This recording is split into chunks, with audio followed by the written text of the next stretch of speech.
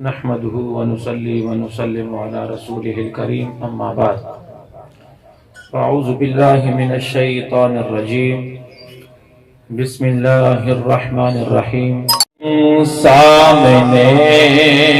ہو اگر سامنے ہو اگر رخ خیر البشر بلند آواز سے کہنے سبحان اللہ سامنے ہو اگر رخ خیر البشر پھر عبادت کا کتنا مزہ آئے گا سامنے ہو اگر رخ خیر البشر پھر عبادت کا کتنا مزہ آئے گا دل میں ہے آرزو دل میں ہے آرزو وہ جو ہوں روبرو دل میں ہے وہ جو روبرو پھر تلاوت کا کتنا مزہ آئے گا پھر تلاوت کا کتنا مزہ آئے گا سامنے ہو اگر رخ خیر البشر پھر عبادت کا کتنا مزہ آئے گا پھر عبادت کا کتنا مزہ آئے گا سامنے ہو اگر بولے ابن علی کربلا میں سنو سر کٹانا بھی ہے گھر لٹانا بھی ہے سر کٹانا بھی ہے گھر لٹانا بھی ہے جب ہو سجدہ ادا سامنے ہو خدا جب ہو سجدہ ادا سامنے ہو خدا پھر شہادت کا کتنا مزہ آئے گا پھر شہادت کا کتنا مزہ آئے گا سامنے ہو اگر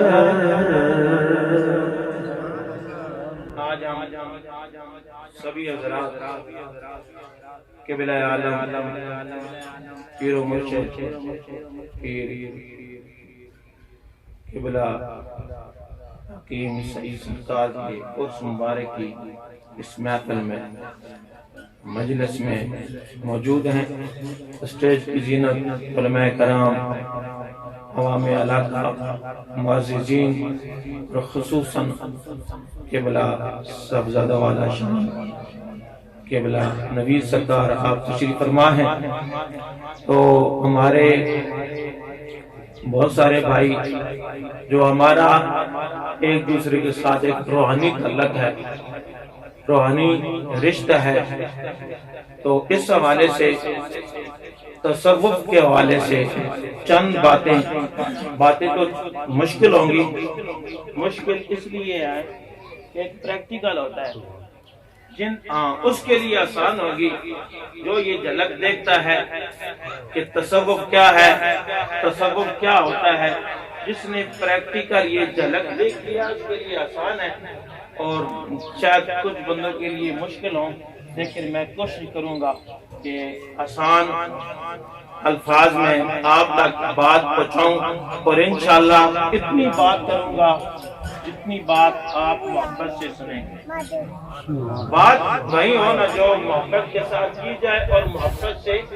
سنی جائے آپ پورا دن اللہ اللہ کرتے رہے نا توجہ رب کی طرف نہ ہو اس کا فائدہ نہیں ہے، اس تسبیح کا حضور سلطان صاحب نے فرمایا کوئی فائدہ نہیں ہے۔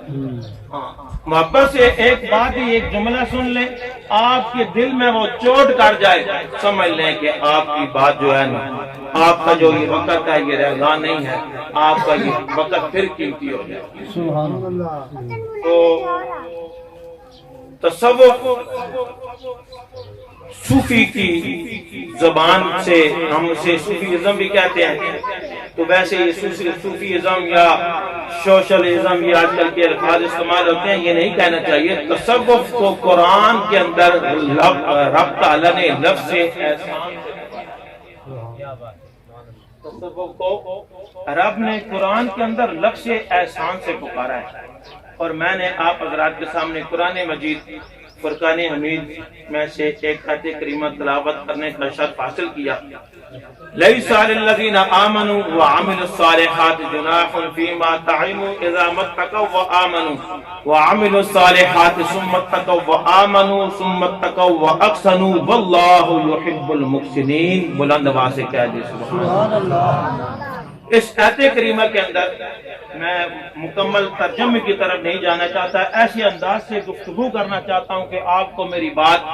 سمجھ آ جائے۔ اس آیت کریمہ کے اندر رب تعالی نے 3 مرتبہ ایمان کا ذکر کیا، سبحان اللہ۔ 2 مرتبہ اعمال صالح کا ذکر کیا،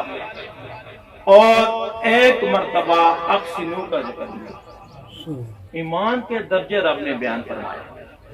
جس طرح ولایت کے بھی درجے ہیں، اس طرح رب نے اس آیت کریمہ کے اندر ایمان کے درجے کہ بندہ ایمان لائے گا، نیک عمل کرے گا، پھر آگے درجہ بیان فرمایا، پھر آگے درجہ، پھر ایک وقت ایسا آتا ہے کہ جب ایمان اپنی انتہا کو پہنچ جاتا ہے تو رب فرماتا ہے ثم اتقوا واحسنوا، پھر وہاں ایمان کا ذکر نہیں فرمایا، وہاں تقوی کے ساتھ احسنوا کا ذکر فرمایا۔ اور یہ احسنوا جو علماء اور میں آپ کو یہ بھی بتاتا چلو، یہ لوگ مجھے جانتے ہیں کہ یہ جو کشمیر سے آئے ہیں، میں تو اتنا بڑا خطیب نہیں ہوں، لیکن ہر بات پڑھنے سے نہیں آتی، کسی کی نظر سے بھی آ جاتی۔ بلند آواز سے کہہ دیں واللہ یحب المحسنین۔ یہاں رب نے جب بندہ اعلیٰ درجے ایمان پہ پہنچ جاتا ہے، اس کی کیفیت ایمان کی انتہا تک چلی جاتی ہے، رب نے آگے فرمایا ثم اتقوا واحسنوا، پھر رب تعالیٰ اسے احسان کا درجہ عطا فرماتا، اور جس کو پہ احسان کا درجہ رب عطا فرماتا ہے واللہ یحب المحسنین، اس سے رب پیار کرتا ہے۔ اور قرآن کی آیت کی تفسیر قرآن سے کرنا چاہتا ہوں، ایک آیت میرے ذہن میں آگی، بلا من اسلم وجہہ للہ وہو محسن۔ اللہ واجی واہ، جن حضرات کو سمجھ آ رہی ہے ان کو آ رہی ہے، جن کو نہیں آ رہی وہ بھی بلند آواز سے کہہ دے سبحان اللہ سبحان اللہ۔ بلا من اسلم وجہہ للہ وہو محسن، جب بندہ اپنا چہرہ رب کی طرف کر دیتا ہے، اللہ جب بندہ اپنا چہرہ رب کی طرف کر دیتا ہے اور غیر سے دھیان ہٹا دیتا ہے، صرف رب کو خاص کر لیتا ہے، من اسلم وجہہ للہ وہو محسن، اگر رب نے فرمایا فَلَهُ أَجْرُهُ عِنْدَ رَبِّي، پھر اس کے اجر کا شمار تم نہیں کر سکتے۔ سلطان صاحب نے فرمایا ہے کہ جو بندہ قلب کا ذاکر ہے، اس کا 1 مرتبہ کا ذکر لفظ اللہ کہہ دینا، اور فرض نماز پڑھنے والے کی 70,000 فرض نمازیں ایک طرف، اس کا 1 مرتبہ اللہ کا ایک طرف۔ اس سے آگے میں بات نہیں کرنا چاہتا، بات ادھر چلی جائے گی۔ بلا من اسلم وجہہ للہ وہو محسن، آگے رب فرماتا ہے کہ اس کا جو اجر ہے نا تم شمار نہیں کر سکتے، نیکیوں کے اجر کا شمار ہے نا، حضور نے فرمایا جو بندہ نماز پڑھتا ہے کسی کو رب تعالیٰ 700 گنا نیکی عطا فرماتا ہے، کسی کو رب تعالیٰ 500 گنا، کسی کو یا رسول اللہ نماز ایک ہے، 4 فرض ہر کسی نے پڑھنے ہیں، کسی کو 700 گنا، کسی کو 500 گنا، کسی کو 300 گنا۔ حضور نے فرمایا جتنی خلوص کے ساتھ وہ پڑھے گا رب تعالیٰ اتنا اجر عطا فرماتا۔ تو یہ تو نیکیوں کا شمار ہے، جس طرح قاری صاحب فرما رہے تھے کہ جو تلاوت کرتا ہے 10 نیکیاں ملتی ہیں یا 30 نیکیاں ملتی ہیں، یہ نیکیوں کا شمار ہے نا۔ جہاں رب نے فرمایا جو محسن، جو اس احسان کے درجے پہ پہنچ جاتا ہے نا فَلَهُ أَجْرُهُ عِندَ رَبِّهِ، اس کی نیکیوں کا شمار تم نہیں کر سکتے، اس کا اجر صرف اللہ ہی دیتا ہے، اور کسی کو پتہ بھی نہیں ہے کتنا اجر عطا فرماتا ہے۔ سبحان اور اللہ، پھر ایسے لوگوں کو وَلَا خَوْفٌ عَلَيْهِمْ وَلَا هُمْ يَحْزَنُونَ، پھر انہیں نہ خوف ہوتا ہے نہ انہیں غم ہوتا ہے۔ کیا بات اور اس پہ ایک بات کر دوں، اگر بلند آواز سے کہہ دے سبحان اللہ، سبحان اللہ، خوف اپنا ہوتا ہے، خوف اپنا ہوتا ہے، غم کسی دوسرے کا ہوتا ہے۔ اور یہاں میں آپ کو یہ بتانا چاہتا ہوں، جو وَلَا خَوْفٌ عَلَيْهِمْ وَلَا هُمْ يَحْزَنُونَ، جو اس طرح کے درجے پہ پہنچ جاتے ہیں انہیں اپنا بھی خوف نہیں ہوتا، جو ان کے ساتھ چلنے والے ہوتے ہیں اہل نسبت ہوتے ہیں ان کا بھی غم نہیں ہوتا۔ کیا بات، کیا بات، سبحان اللہ، سبحان